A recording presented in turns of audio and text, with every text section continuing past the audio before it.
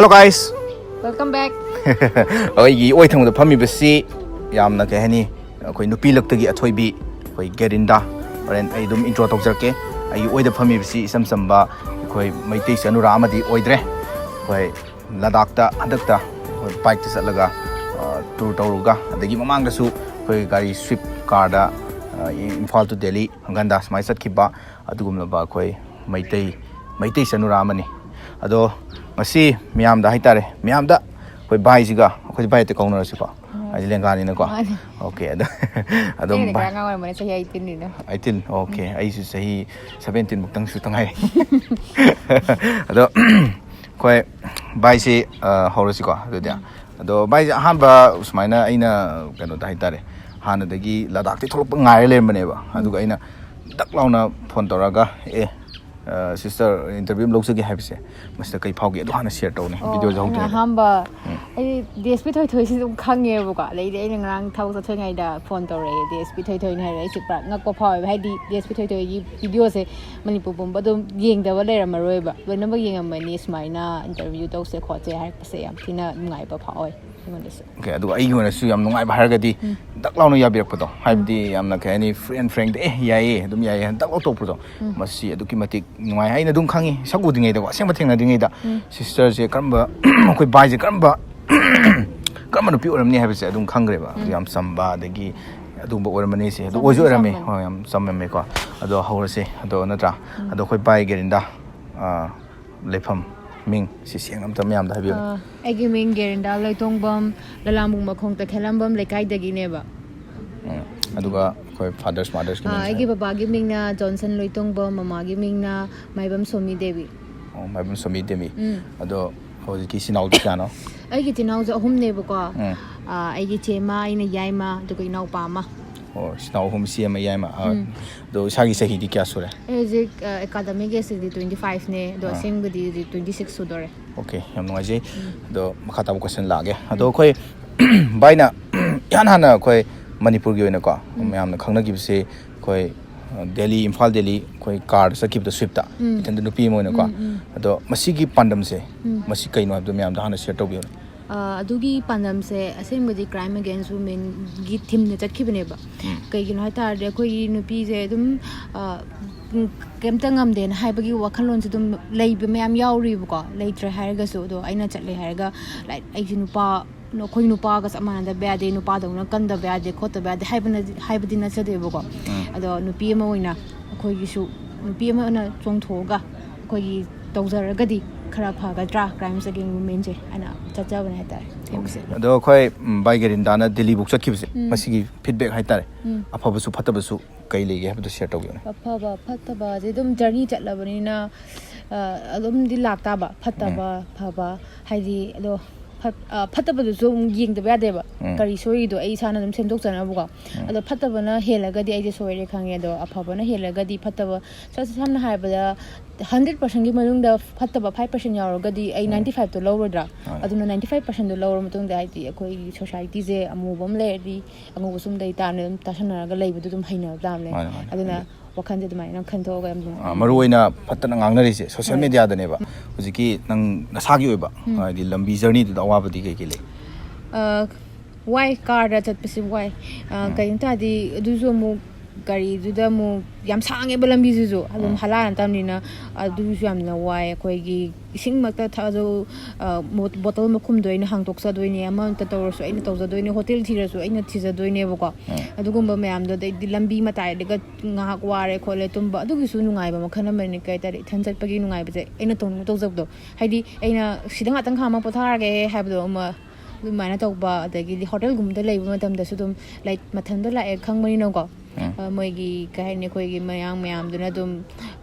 ngai tawa mireng dum yeng do like adum ju khangi dana koina aduna I hotel gumba da ngan dum leina bu so ne do namba nine hotel thiba phangdra ga su like ojiti online loina mo gya na ko chiu da hana contact tong na halaga aina dum journey du cover toga do gari gi ona di aina thorok pa gari jam mabu yam phe tare ya da ba nungai ta ba gi torokte okay hayam noise ado mani fa de Delhi book satpasida hadi assist kam yaudi assistant kam yaudi ko hadi bai mateng pang no kam yaudi tan chatle ko aduga hadi tongana haitare pau phaunara satpa adigi matiang pangbiba nakanda phone da kaida ko adu mi di soi adudi isi oidong mal hojiki ai ji te lere ko adudi akhoi ma re phone su do torte ko ma de once ina yum de ma pan thok ma dam da ma phone su do torte adu go marak ta khara khara hang kani kai ta de ma su pakhat pagi ko ma su pakhat pagi de ki rin ne ma chanu pi gum thadok pa haise adu gi sum ma su kya toina contact log ke do number na chichi ga hoi yam noise adi yam noise ado khoi nang nas maina salu se adi baina ko asida halakpa kana gi matiang haidi kam ba kanona organize matiang pang bi leibra kana matiang pang bi leigi adu set taw adu gi journey du su like ai de masa gi su dum aina pamsna tholak pani na ko ai gi government side te shu lo de but koi gi leiriba koi society myam na ko nushi bi du na ko nang si picha ji pugo si pugo hidak pugo du pugo haiba myam mating pang birak padi leigre adugumba di mating pang ta singna siman tawro na chatlo na pra sponsor tok padi tawde okay adugi nongonda su thau hanba dagi paisa tani chali se ko masidi kanana nongonda mating pang bi ai se like akoi gi family member ai gi mama baba ko che moina pula pang ai gi naw pang hoi moina okay am noise marak sida ko aina pamja bi se ubuda adi marak support loi tawe ko marak sida akoi by Gerinda se hujik se kai honari habdo hadu share taw ne ai do zik student wina lady du ka exam su khara tha ge na khali ko aduga kai hai ni morning section gumba da khara workout section wina mi gumba kang electric ga pula khara ta mi adumai taw he da passion ji kaino ai ge passion ji like bikers oi bas yam pam se haitare masa gi wina athai na su pa me ko du hujik na Ladakh du de mu hina henjat na pam gre ba adi wakhan do brat in hawai khalu du hujik khalai ji wakhan jam khenab do we okay am noise ado hojiki Ladakh ki matang dum horji ko ngang na Ladakh salure halak tangai ko ngang na ada hojiki Ladakh satpa ki journey ji matang da kitang mayam da khangal je ba haidi kai sinamuk kai wakhalon da gi satkibano kanana hedi no inspire tore Ladakh chat pade hoira aina bike touring ji kai ino de horis nang bike nang hamda hojiki nangi kano je passion je biker oib pa me harena adu kai marong ino da happy aina bike thobo che yam thousand nge ba ko matam du da khara angai ge hora ge wari se aina bike thobo se je adom khara class 11 12 license ka electric ko but bike thobo yam pamja basinda bike de thoning ba sida matam du da di bike che lebi ga de ba ko lebi de ba adaga aina mana ba gi 350 dom to why yam so ge ha ba 350 je why ge ha de pp rakhi de ba ai thawai ap ngai tre why ge ha de direct do ma ju uram ge ni video ju ubi ra ga di ai maming di pala roi asu nungai ta ba tau de na why ge hoi pi why ba pi gi dab do ai ka su nungai ta ba tau de ai yam thina harauzare hai tare ko lady ai khara le ga ai bike pame na bike booking to ba chatle ba line ya address ju bike pi birak ta bine ba hadi chahi shu de ba plus booking gi matam ju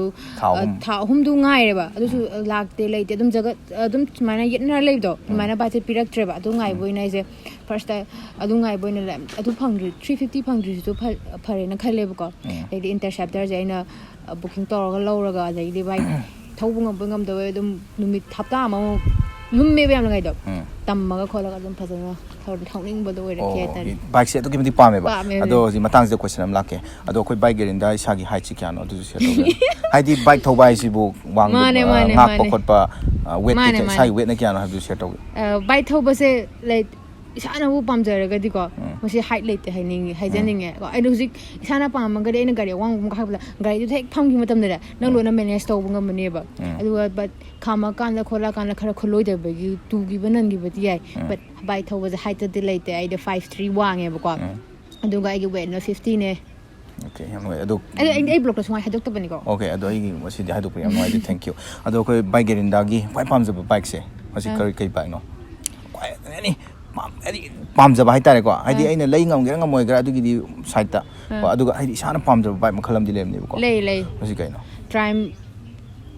trim ki pame yama okay asi phang soi ko ado makhata na hosi ki kano dula si Ladakh ki matang da ko do bike Gerinda na Ladakh to chalo haibsi kana na haibdi chali no na traga isa gi wakhalon di sat khibra masi ki pandam sina kai no haibdi share to Ladakh se akoi as a Indian bikers amoy ga di Ladakh yo ba hai akoi gi dreams ne ba ai amoy su bikers amoy su Ladakh se amtang di one day hai ga loina mak loinamak lainari ngaktaneba duna aigisu dreams amaneba Ladakh yobase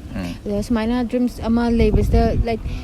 maitei sum aisu mi myam pula banina maitei me binabu Ladakh yob ngamgadra main haiba wa myam sulaeba engonda mi su mi myam club hoi engonda su high black card hobro su samane main high bigi buko maitei me binabu Ladakh tana ga ithong ngamgodo oidrbuane ngamoroidabune haidi Ladakh haiba journey je thama na sang kadoineba moi nupa jang na ta pangan thoga mane akoi nupa ne haiba sinate buko but nupi moi na ko zum ngami tapad bokting ngami na haiba do haijaning haita yam thaksaning yam thakningai oba adugumba thaba amani haibidi Manipur gi so anba nupi oramni ko smaina sat pangami ja ado khoi bike Gerinda na khoi bike thongning bagi wakalon pokhibasi manabuna bike piu yadabagi thongninga maina adudagi oigre ko hadi biker mo ining wakalon je de phawgre sine natra adubu Ladakh chaning wakalon pokhibse masi kamai pokhibno adu share taw Ladakh chatlu baja ko ju Indian biker ma ju oire natra aduna each and every Indian bikers ki dreams is ki Ladakh yobasne ba do agi oina di bidu myam mi deng koi ba myam chatpa phajabdo daidi Ladakh ka je chatlaga kamai tawge daidi dugi awaba myam no mo ju share taweba awaba myam extreme oi ba lambi myam do share taweba daidi aisina mu adventurous oi ba ching lambi gumbo se khara pamai na ko aisi ma sama thana do inspire taw jaw na haje okay adudi Ladakh ki kana sami nei group oin sapra ithan sapra hoi group oin chatle but sida myam na sum chamang nei ba ko group oin chatlaga kamai thai tai no na ko alo sida hairage the group oin chatpesta ma'am अखोई साउनब खोनब नुंगाइंदब अमत लेतेबा just आइना blogger ओइबनिना आइदी direct Ladakh योरग ये युमिंगला योरे हाइबदो हाइजनिंगदबा अदुना आइना पामेसना लाइक इंडिया गी मतोम द चलबनेबा मतोम चलगा दे एटलीस्ट इंडिया गी खरा काचिन दो टेस्ट तौजेसिन कोइगसिनेबको अदुदुदा आइना कोइजा होनिंगबगे लेहोबने ना हाइजनिंग ओके अदु कोइ इनसाइ लेहोबनेबको अदुगी थंदा जे Ladakh सपै लंबी सिदा खोइ गाड़ी नुंग यादब खोतब गेम लेते गाड़ी से होय आई फर्स्ट टाइम Manipur दगी आई नहांगै बाइक थौजे Manipur मनुंग गातनेबा पुनसि गे हाम बोयना Manipur दे मपान ले बाइक थौरक बसे आई कॉन्फिडेंट लेरम देबको राइडिंग बुट्स तोंगा तसिना चलेदो बाइक थौबा हैतेबा हामबा इदगी इम्फाल टू गुवाहाटी चपा कांजने एगी ब्रेक शूज पुंदुम तुमेबा राइडिंग बुट्स ना ngasai ब्रेक अदुम फाजल थौ लेरमबगे दे ब्रेक शू तुमे देगी अदुगी मतुंग तारप लेगी गाड़ी आई गाड़ी सिदा नुंगाइतबा केमता लेरक्ते लाइन चांबदगी अदु नंग लंबी जर्नी जे किलोमीटर क्या जर्नी ना किलोमीटर से अप एंड डाउन है बुका अप एंड डाउन प्लस आइना कोइरकपा खोटपा दगी आगे फाइनल डेस्टिनेशन योबा खोटपा दे प्लब 8500 माइन ओरंगनी दा थाउदी क्याम ती सार मनि नत्रा अदु क्यामुक पैसा जे क्यामुक तिंगरे थाउदा थाउदी चौराकना पारब दे नु जे हाइरो अप एंड डाउन दो 50 माइन लेम तो माले 50 अदुगा साबा थकपा दि पुना प्लब क्याम संग्रे मागी कनो जा जर्नी दुदा बक सिखरा सिंग्रे हाइदि ने आइना मुने को होटल गुम्बा सु नुंगाइबा वाईफाई नुंगाइबा हाइदि ब्लॉक थागा ब्लॉक किसु मथांग चैलेंज तौरैनेबा आई Ladakh चलुबा मैते मचा गुम्बा मयाम लेदना आइना हंगेबा एदा ने Ladakh चलुइदो आई सुमाइना ब्लॉक नुंतिगी थागत पंगमगद्रा ना को दुदि ngमोदा गाइदे ब्लॉक थागत पै सुंगम ओ खोइबो ngमदे कायमने खोइबो ngमदे ब्लॉक थागत पै नुपा खोइ ने नुपि नंगदि ngमगद्रा काय वखलोन ब्लॉक थागत पै काय ngमदोनो लाइव ओइन थारा चको सिनेबा दे इजु नुंतिगी ब्लॉक ते थागत बोना दे होटल नुंगाइबा थिरगा वाईफाई गुम्बा नुंगाइबा दम थिग थिर लेकपने दम पैसा दम खरा चौंग चंग्रे होटल गुम्बा चाना बदको पैसा बक्स दम 80 माइन से ले होजि जर्नी सिदा खोइ के हनी खुदोंग थिबा गाड़ी याव नी ने खैगो थ्रिटन तौबा दि लंबी the Fatte me ma'am फत्तब ma'am लेनी को लमलम से अदुना मी फत्तब दि थेंगना प्रा कोन्ते aina du haibado hoi phattaba budi leinai ko adu aina khambra sija dawgi wa ma lengo laibak thibada di dum phattaba thengaram doine ba ainu jik chalubagi ai laibak phadana kem thengarakte bwane ba adu laibak thiba mi de dum phattaba thengaram doine journey gi oina di agi oina di sumaina mi gi phattaba ri thengarakte but lambi di yamna risky oi hai tare sidagi na le Ladakh obode lambi ta singya kasu ankana lu ba oi deba but arubam de la leba prithvi gi oina khwai lu ba lambi ne ba maso jojila pasana adugi jojila pass to lan khagadi ngasai gi makha tarak padi lambi sam nungai ba adu le Ladakh se nungai ne aduga le Ladakh ta gi khoi gi khadung la chatpa pangong lek chatpa hande chatpa uming la yoba gi lambi sine ko adi gyaptina nupi ma thob dam tina extreme oi hai ninge laching ji amwang na karani adai kitang soibure dum lokha ta bi lambi ne sungtang pik pa da dum gari bus su jasan gani truck su jasan gani bike su thousand gani dai bike sina khoi katang le thau lo je par all over India gi hekta bikers ngata ni balai je adu amna sunu ngai bhai tare moi me am do ubada dai scenery di hing bagi mai ya le wa bu loi kawe ba scenery se ubada ising scenery hadi akhoi ching mata oirasu ne machu color green red ching bok ta masu ur lai ba phasai ai husi bo ngor ga le yo adu punsigi haidi mafam ji yong matam da Ladakh maruina Ladakh ai ising ni dana natra ising ji ubda di kai phau ising ji ubra ina pengong lek ta smai tang yeng bune do thom yam yai thom yai okay ising ji ubda thamoi da kem phau de ai di ising kya khan de ai na pa mi ching du scenery du ne ching ga cloud ka nak na re ko cloud se koi na pai bia do mong du oi do adu ne bai nem ngau zeri se maruina nature gi post yam se ado ai haning badi khoi bai Gerinda si nupi ni ko imanabi tina dabra imanabi jum am tina ni ko imanabi tina ji kam khagi imanabi tina moina support laibra kamai tawi imanabi tinai aigi imanabi ado aigi friend circle de ai masa go dum pi ko biker win tina ba kamai ta bikers imanabi bikers de tina de just cham bai yam lun tina bai imanabi ani hum gotang le ko ado aigi oina masa go friend circle gum ba sam pi duga ai mi pang na kesu am kana ta mi yam na pun ba tina ba ko pa di yo mung oide isagi sana dum on to zara sana on da okay yam ngai ji do mathangi makha ta bu question lak sage ado khoi bai Gerinda ko sina mo kano gi do oigra ga khoi nupi moina ko adi nupi moi bagi kano do sangjala ji ko live ko habidi khoi nupi moina yumgi thabai khang di dum taw ba kamai taw ti ye du di kai de ko mi sagem pom bai uti thong bai mayam ni malam moi ba aina ko hai yen thong bai te ok thong ba jam hai ok yam pam se ba ko yen thong ba jam hauk te yen thong ba dai di kang soi nung soi loi na mak thong ba loi na mak hai imung nung gi biker moina imung nung gi thabai khang loi taw ba ko pas ti hai ga da ne man da wan mi na hai taw ba ado bike se punchi chu padam thau gi khan bra kai makha ta ba se kai di set ke ni khali hadi lam je ai huji wadi warabane ba kilometer lising ni pan ga chonga thorok pai se bike te waram na di like nusa saba sanbran to ba jacket ni na kg ani humai lumangani helmet cho humai lumangani riding boots namak lumme ba nusa saba nong chu ba un tarak pa lady nusit kana sit pa lengo mem som hit kanu mem lak ko mem loi mayok na lam ne ba adu mem da mayok na la ga ko yum da smai tek ta kai na yok po sam thina harawe bai so dagi ikawe na yam no je do khoi bai Gerinda je short haja banu pi mara habidi thajaba hadi khoi short haja aina lambi sapam tamda isor ninga sapra natra kanani kai wakhalon hadi ki ba leitabra sinida lam sapaj da thajai kai no ta dine doctor amorasu ko amorasu mano percent ram dai ma dum lai khona mangani rocket tharam dai da su layam de khora mangani ba aduna moi adine thaja de hire ga sune isa da khora mangadi katang pukning je phada bo khan bane ba sumdra adugi ne ina thajai ado khoi bai Gerinda na kwai di saning ba hoji pok to kwai di saning ba lam je asi kai lam no haidi india wa gera na bike to ga sapado bike to ga yoning ba lam je Denmark kumba Denmark kumba se daga india manung ge de saning ge spiti ga ne ma de spiti jam lu pom ne buka spiti ga Kanyakumari gam saning okay ado smaina bike sum thau na leng da punsi gi yumban kai ban gi lambi sidi kamai thau na kau tho ma de da ai nu pai wari hanga ni se ai masi jo myam so khanging amni myam gi khwai di demand oi ba wakhalon da lerang do question je masi question je ne tra bike ta thau le ga yum pal roi dra hai bisi masi question je pan gani kamai palo du no ai di punsi ai di mi ma dum da ka wai na tra hayang wai aina palo har ga su hayang wai na li de sala kan da di ko adum ningam moi bai su dum na tra duna haidi mi ma ai gi tunga na ai gi support ama lebi ba hai se line sema bane ba duna yum di pan gani yum di pani ko ado bai Gerinda na khoi pamje ba khoi color se masi di kai ai di black darker oi bus am pamje black to darker aduga dum dark koi bus black darker hai ado adagi khoi kano sidi favorite khoi color hai gre ko ado khoi kano favorite flower sidi kai no nupi oi beni hangis siroi lily asing bo uraba ureba ai ukul da ka matam da ai ureba ma jam pa mi kana da le ma se to bo pham la phang de ba siroi den sala ko na puthara ga sidana ado yamna tang ma pot amoi me siroi lily sam pam je okay no ai sei ado khoi bai Gerinda si biker ko biker oi tana topa khoi YouTube ta su video kya ma theng na re adi sai YouTube channel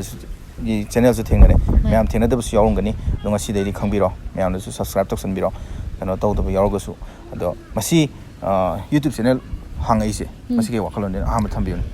ꯑꯩꯒꯤ ꯑꯍꯥꯟꯕ ꯋꯥꯈꯜꯂꯣꯟꯁꯦ ꯑꯩꯁꯦ YouTube ꯍꯥꯡꯕ ꯋꯥꯈꯜꯗꯤ ꯂꯩꯇꯦꯕ but ꯑꯩꯗꯤ adventures ꯑꯣꯏꯕꯅꯤꯅ ꯑꯗꯨꯝ ꯂꯝꯁꯨ ꯑꯗꯨꯝ ꯕꯥꯏꯛ ꯊꯧꯔꯒ ꯑꯗꯨꯝ ꯀꯣꯏꯕꯗꯤ ꯌꯥꯝ ꯆꯠꯈ꯭ꯔꯦꯕ ꯌꯨꯇ꯭ꯌꯨꯕꯁꯦ ꯍꯥꯡꯗ꯭ꯔꯤꯉꯩꯗ ꯑꯗꯨꯝ ꯄꯪꯆꯠꯇ ꯆꯠꯄꯗꯣ ꯑꯗꯨꯃꯥꯏꯅ ꯌꯥꯝ ꯆꯠꯈ꯭ꯔꯦ ꯑꯗꯒꯤ ꯔꯥꯏꯗꯀꯨꯝꯕ ꯃꯌꯥꯝ ꯌꯥꯎꯕꯗꯨꯁꯨ ꯑꯗꯨꯝ ꯌꯥꯎꯈ꯭ꯔꯦꯕꯀꯣ ꯌꯥꯝꯅ ꯌꯨꯇ꯭ꯌꯨꯕꯁꯤꯒꯤ ꯃꯇꯥꯡꯁꯦ ꯌꯥꯝ ꯃꯇꯦꯡ ꯄꯥꯡꯈ꯭ꯔꯤꯁꯦ ꯀꯪꯂꯩ ꯇ꯭ꯔꯤꯀꯔꯒꯤꯗ ꯋꯥꯠꯇꯕ ꯑꯕꯤꯖꯤꯠ ꯑꯗꯩꯗꯤ ꯑꯗꯤꯇ꯭ꯌ ꯍꯣꯏ ꯖꯦꯂꯤ ꯍꯣꯏ ꯃꯣꯏ ꯃꯌꯥꯝꯁꯤꯅ ꯑꯩꯉꯣꯟꯗꯀꯣ ꯑꯦꯒꯦꯟꯗ ꯅꯪ GoPro ꯑꯃ ꯂꯩꯔꯣ ꯅꯪꯗꯤ ꯕꯥꯏꯛ ꯊꯧꯕꯅꯤꯅ GoPro ꯑꯃ ꯂꯩꯔꯒ ꯅꯪ ꯕꯥꯏꯛ ꯊꯧꯔꯒ ꯅꯪꯅ ꯆꯠꯂꯤ ꯃꯌꯥꯝꯗꯣ ꯁꯨꯝ ꯅꯝꯃꯒ ꯏꯆꯝ ꯆꯝꯅ ꯁꯨꯝ ꯍꯥꯞꯄꯣ ꯑꯗꯨ ꯍꯥꯞꯄꯒꯗꯤ ꯍꯣꯏ ꯃꯦꯃꯣꯔꯤꯁꯨ ꯑꯣꯏꯔꯅꯤ ꯅꯪꯒꯤ ꯗꯥꯏꯔꯤꯒꯨꯝꯕꯅꯦ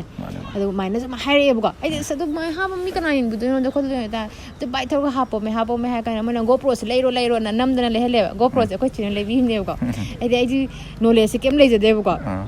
ꯚꯤꯗꯤꯑꯣꯁꯦ ꯄꯨꯅꯝꯗ ꯅꯝꯃꯦꯕ ꯏꯗꯤꯠ ꯇꯧꯔꯣꯅ ꯃꯣꯏꯗ ꯄꯤꯊꯣꯛꯀꯗꯣꯏꯅꯦꯕ ꯀꯪꯂꯩ ꯇ꯭ꯔꯤꯀꯔꯁꯤꯗ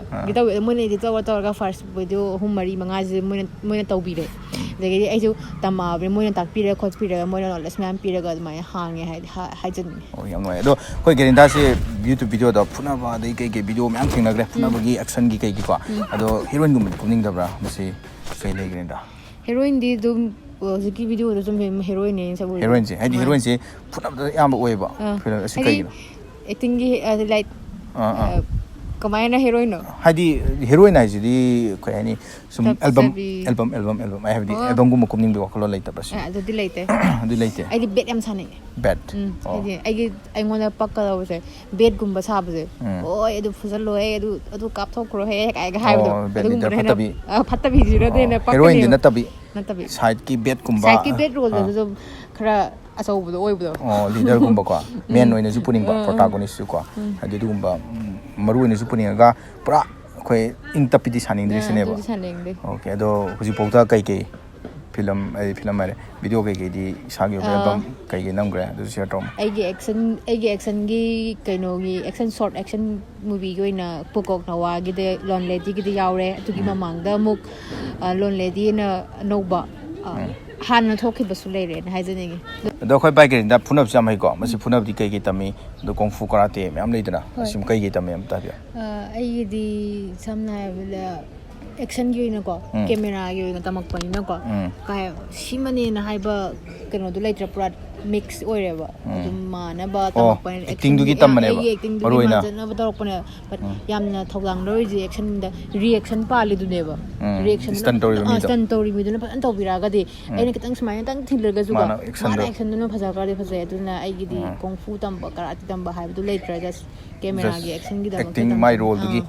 ꯁꯤꯟꯗꯨꯒꯤꯀꯣ ꯑꯗꯨꯒ ꯑꯩꯈꯣꯏ ꯕꯥꯏꯛ ꯒꯦꯔꯤꯟꯗꯥꯒꯤ ꯐꯦꯚꯣꯔꯥꯏꯠ ꯕꯥꯏꯀꯔ ꯃꯣꯏꯅ ꯐꯦꯚꯣꯔꯥꯏꯠ ꯕꯥꯏꯀꯔ ꯑꯃ ꯂꯩꯕ꯭ꯔꯥ ꯀꯃꯥꯏꯅ ꯇꯧꯋꯤ ꯑꯩ ꯏꯁꯥꯃꯛ ꯑꯗꯨꯝ ꯑꯣꯏꯖꯔꯦ ꯍꯣꯏ ꯏꯁꯥꯃꯛꯁꯦ ꯐꯦꯚꯣꯔꯥꯏꯠ ꯕꯥꯏꯀꯔꯅꯦꯕꯀꯣ ꯑꯗꯨꯒ ꯐꯦꯚꯣꯔꯥꯏꯠ ꯑꯦꯛꯇꯔ ꯃꯅꯤꯄꯨꯔꯒꯤ ꯑꯦꯛꯇꯔꯁꯦ ꯃꯁꯤꯁꯨ ꯄꯟꯕꯤꯔꯝꯃꯣ ꯑꯦꯛꯇꯔꯗꯤ ꯊꯥꯏꯅ ꯗꯥꯁꯗꯥꯟꯗ ꯌꯥꯝ ꯄꯥꯝꯖꯔꯦ ꯁꯗꯥꯟꯗ ꯀꯥꯁꯗꯥꯟꯗ ꯀꯥꯁꯗꯥꯟꯗ ꯑꯉꯥꯡꯉꯩꯗ ꯌꯥꯝ ꯄꯥꯝꯃꯦꯕ ꯈꯤꯇꯪ ꯍꯥꯏꯒꯠꯂꯣ ꯅꯨꯡꯁꯥ ꯃꯉꯥꯟꯁꯦ ꯑꯣꯀꯦ ꯀꯥꯁꯗꯥꯟꯗ ꯌꯥꯝ ꯄꯥꯝꯃꯦ ꯑꯗꯨꯒ ꯀꯩꯅꯣꯗꯅ ꯅꯨꯄꯤꯗꯅ ꯅꯤꯌꯃꯟꯗ ꯅꯤꯌꯃꯟ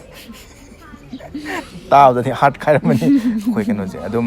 ꯅꯠꯇ꯭ꯔꯥ ꯑꯗꯨꯝ ꯁꯦꯡ ꯍꯥꯏꯖꯕ ꯅꯠꯇ꯭ꯔꯥ ꯑꯉꯥꯡꯉꯩꯅꯅꯤ ꯍꯥꯏꯁꯦ ꯑꯉꯥꯡ ꯑꯣꯏꯔꯤꯉꯩ ꯃꯇꯝꯗꯗꯤ ꯑꯩꯈꯣꯏꯅ ꯁꯨꯃꯥꯏꯅ ꯋꯥꯡꯕ ꯃꯇꯝꯗꯗꯤ ꯃꯣꯏꯗꯤ ꯍꯦꯔꯣꯏꯟꯅꯦꯕ ꯌꯥꯏ ꯀꯩꯁꯨ ꯀꯥꯏꯗꯦ ꯑꯗꯨꯕꯨ ꯃꯣꯏꯅ ꯑꯃꯨꯛ ꯈꯤꯇꯪ ꯀꯩꯁꯨ ꯈꯟꯕꯤꯒꯅꯣ ꯑꯩꯈꯣꯏꯗꯤ ꯏꯆꯝ ꯆꯝꯅ ꯍꯥꯏꯖꯕ ꯅꯠꯇ꯭ꯔꯥ ꯍꯥꯏꯗꯤ ꯁꯣꯏꯉꯥꯝ ꯌꯥꯎꯔꯁꯨ ꯑꯩꯈꯣꯏ ꯍꯩꯖꯗꯕꯅꯤ ꯗꯥꯏꯠ ꯀꯩꯀꯥ ꯐꯖꯅ ꯁꯦꯝꯃꯃꯤꯅ ꯍꯧꯖꯤꯛꯁꯨ ꯑꯗꯨꯝ ꯃꯣꯏ ꯑꯩꯈꯣꯏꯒ ꯑꯗꯨꯝ ꯃꯥꯟꯅꯅ ꯂꯩꯌꯦꯕ ꯆꯍꯤꯗꯣ ꯆꯦꯃꯟꯗꯥꯒ ꯑꯗꯣ ꯌꯥꯝ ꯐꯖꯩꯑꯕ ꯍꯧꯖꯤꯛ ꯑꯗꯨꯝ ꯃꯣꯏ ꯑꯗꯨꯝ ꯐꯖꯔꯤ ꯑꯗꯨꯒ ꯌꯥꯝ ꯅꯨꯡꯉꯥꯏ ꯑꯗꯣ ꯁꯤꯡꯒꯔꯗꯤ ꯀꯃꯥꯏꯅ ꯇꯧꯋꯤ ꯁꯤꯡꯒꯔꯗꯤ ꯑꯩ ꯑꯗꯨꯝ ꯆꯦ ꯄꯨꯁꯄꯥꯔꯥꯅꯤꯁꯦ ꯌꯥꯝ ꯄꯥꯝꯃꯦ ꯁꯤꯡꯒꯔꯁꯦ ꯆꯦ ꯄꯨꯁꯄꯥꯔꯥꯅꯤ ꯃꯥꯒꯤ ꯃꯈꯣꯟꯁꯦ ꯃꯥꯒꯤ ꯃꯦꯂꯣꯗꯤꯁꯦ ꯂꯥꯏꯛ ꯁ꯭ꯇꯨꯗꯤꯑꯣꯗ ꯊꯣꯛꯄꯒ ꯁ꯭ꯇꯦꯖꯇ ꯂꯥꯏꯞ ꯁ꯭ꯇꯦꯖꯇ ꯊꯣꯛꯄꯒ ꯆꯞ ꯃꯥꯟꯅꯕꯗꯣ ꯑꯗꯨꯅ ꯌꯥꯝ ꯉꯥꯎꯕ ꯑꯣꯏꯌꯦ ꯃꯥꯒꯤ ꯃꯦꯂꯣꯗꯤꯁꯦ ꯑꯗꯨꯒ ꯅꯨꯄꯥꯗꯗꯤ ꯅꯨꯄꯥ ꯑꯗꯨꯝ ꯗꯥꯁꯗꯥꯟꯗ ꯗꯥꯁꯗꯥꯟꯗ ꯑꯦꯛꯇꯔꯁꯨ ꯁꯗꯥꯟꯗ ꯑꯗꯨ ꯁꯤꯡꯒꯔꯁꯨ ꯌꯥꯝ ꯗꯥꯁꯗꯥꯟꯗꯀꯣ ꯉꯥꯎꯖꯔꯦ ꯌꯥꯝ ꯉꯥꯎꯖꯩ ꯑꯗꯣ ꯕꯥꯏꯛ ꯒꯦꯔꯤꯟꯗꯥꯒꯤ ꯈ꯭ꯋꯥꯏꯗꯒꯤ ꯄꯨꯟꯁꯤꯗ ꯃꯤꯁ ꯇꯧꯕ ꯃꯤꯁꯦ ꯀꯅꯥꯅꯣ ꯈ꯭ꯋꯥꯏꯗꯒꯤ ꯎꯅꯤꯡꯉꯦ ꯍꯥꯏꯕꯁꯦ ꯑꯩꯅ ꯁꯨꯝ ꯂꯥꯞꯅ ꯆꯠꯊꯣꯛꯈ꯭ꯔꯒꯨꯝꯕꯗꯔꯥ ꯑꯗꯨꯗꯤ ꯅꯪ ꯄꯨꯟꯁꯤꯗ ꯈ꯭ꯋꯥꯏꯗꯒꯤ ꯎꯅꯤꯡꯕ ꯑꯩꯒꯤ ꯂꯩꯈꯤꯗꯕ ꯌꯥꯏ ꯍꯤꯡꯉꯤꯕ ꯌꯥꯏ ꯅꯪꯒꯤ ꯄꯨꯟꯁꯤꯗ ꯈ꯭ꯋꯥꯏꯗꯒꯤ ꯃꯤꯁ ꯇꯧꯕꯗꯣ ꯑꯩꯒꯤ ꯍꯨꯏ ꯗꯣꯔꯣꯔꯣꯅ ꯑꯩꯒꯤ ꯍꯨꯏ ꯑꯃ ꯂꯩꯌꯦ ꯑꯗꯨꯗꯣ ꯃꯤꯁ ꯇꯧꯋꯦ ꯍꯥꯏꯇꯥꯔꯦ ꯑꯗꯨꯝ ꯆꯠꯊꯣꯛꯏ ꯈꯨꯗꯤꯡꯒꯤ ꯑꯩ ꯑꯗꯨꯝ ꯃꯤꯁ ꯇꯧꯔꯦ ꯃꯥꯡꯈ꯭ꯔꯦ ꯀꯃꯥꯏꯅ ꯇꯧꯋꯤ Lady music so. I don't smile at the mist however. Oh, Majam Luciana. I am Lucy. Mariam Lucy, eh? Oh, none of them tell us, Madam Lucy. Lucy, I'm quite Lucy, the Ma with the other day. Nangipusida. I do it. Can I do The Kuma. Oh, imagine. Imagine mistook the bra by getting that. Tao, do Tarsu. I will be a talker in Maroon, talk pongam to Dublin. Monkey, look at Kangdom, you might have oh, had you quite no seems in Ma, and you quite missed those in the Nangi Kutuka. Oh, which ever. Okay. When Biker Moina, you'd sing that Gary Hining have the Tambiram. Quiggy bikers, the Brotherwoods communities, I'm Tina Nushina, Daria Maga. I know Sida Lambis the Garia, the Manipuri Nupi, Mapanam, the Boersuka, Yad, the Vidanga, Kamaga, Sunego, Mudi, Hangakaniva biker, the Sigi, the Guinea Nushi, and Mogi Hangnabase. Kayadri, no Kay, what no Kaito, no Habsum, Garika, Kamadum Hangeva. Madame Boy, but Harsuna, Nanga Yadra, Quatra Habsigi, Hangba more discipline, lane talk pose. Siam Tinushi, the by Torag the Nori and Quatapase, she did not ever, Tashina Magi Passion later, Yamtina, Palms on a set Pongs and never couldn't sang by my Amsatli adventurous palm day, they bite to bite an adventurous palm day, like extremely was one palm day, Moida. Adugumba, Meamdo, Kaini Koi, Lady Nupi, and a Torok pies to Ngang to never to Mam, Ngang never. The Aina Tora, Gadi, like a Manipuri, the Matanapi, Tadopasi to them the Louis. I told you, look, I might tell him, you know, they did some the my kid Amatang Leo Tadok, but Gumna, never not drop, no down, I told her portrait never, but I Nupi mind or Gadi, Niki Mamma pass, what can the change like to never? Eh, Nimatana Pinanga, Koitan Pinanga, Shimanaga, my hand, you know, Koitan Pisus mind over the Nimazanga Maga, Hybedo, my hesitation. Oh, you're noisy, though. Aduga, I call a riding gear. Miam by Torga, the Cantora accident, Toga, Panba, the Kahini, Yam Hatian soap, Nungai Deva, Koi bikers machine, Nungai de Mam, riding wears, and Patana set Pio, Aduka helmets, so then Dum Cow Vigano, the guy, the young Cantora, so Dum Tam can tow with how I am say, and the Tau am Sagre. Aduga biker moy bagi symbol khar lemni group pu sami nam tam da ko some biker myam no udu noi jana ba kitang takpir ma symbol hai tar khud ki sign ni khangde mani khangde haidi sumai ga taw de sum khangda ba kangu gi hai tar haidi sum knowledge lai jada ba kangu gi biker na sada ba hai tar bai sumai khoi sumai hai kan thog lo hai ko de sumai na taw bas na ga tham da ro de sina pra khamo de gi si oil pump loi re oil pump loi re di oil loi re oil loi re how later hai de tum ding ga di sumai taw na ra ni ko de gi nga kham sai ga sumai kham do do okay and why say asi gi di koi bai Gerinda ga matang sai da loisin jarage mayam na wal hobo question yaw ga su comment section da Leibirammu makha ta nong thengna bagi khutong sa bung logjage adubu mayam maru badi koi bai Gerinda gi YouTube channel nakan da thon tholage ming ju pan biramo mayam noi na mayam ai gi YouTube to aduga ai gi hujik Ladakh chai pai khot pai loina coverage yaw bone ko hobdo loi ba hali mim na challenge sorok pa gi tabakta aina yamna di thire bai blog do mayam na yengbi bu du yam di nushi live tha ko dum samana bane ba intoi do aina challenge sam ko loina na dum journey mulum do war so one di to thaga cha ge ne mayam yengning ga di dum loina ma ka du blog ai gi channel de yaw bane Gerinda loina subscribe to biram description da ko bai Gerinda gi channel gi link pijaramage mayam like share comment to ba ko biram ga